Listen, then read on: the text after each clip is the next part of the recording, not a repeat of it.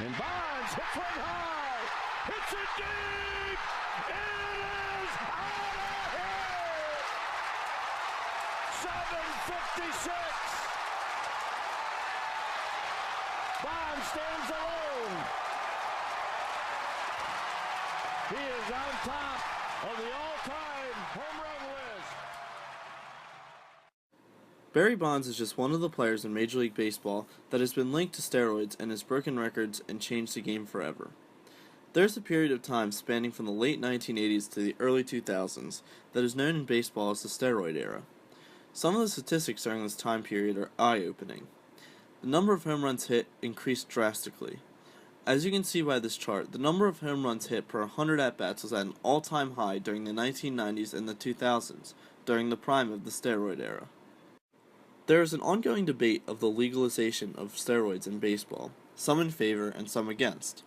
Let's take a look at some of those viewpoints in the link to baseball's most sacred aspect, the Hall of Fame.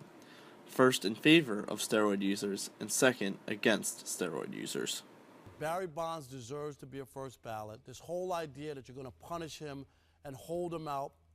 The Baseball Hall of Fame and the writers are in a position right now where they are going to make the Baseball Hall of Fame irrelevant and meaningless if they continue this path of destruction, which is to ignore what went on during that time and just penalize the handful of guys who set records. It's not fair. A lot of people say that some of these guys who use performance-enhancing drugs put up Hall of Fame numbers before they chose to use them.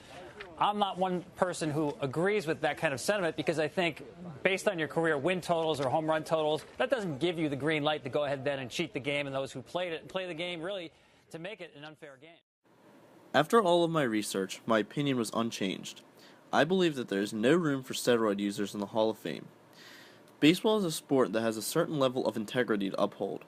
Allowing steroid users into the Hall will taint the legacy of the game. The Hall of Fame is filled with the best that baseball has to offer, and if the best baseball has to offer is cheaters, then there's a real problem. I will leave you with a quote from Hall of Fame voter Wallace Matthews.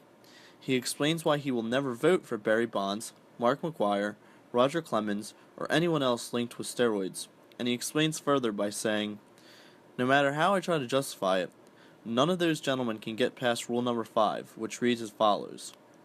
Voting shall be based not only on the player's record and playing ability, but also their integrity, sportsmanship, character, and contributions to the teams on which the player played."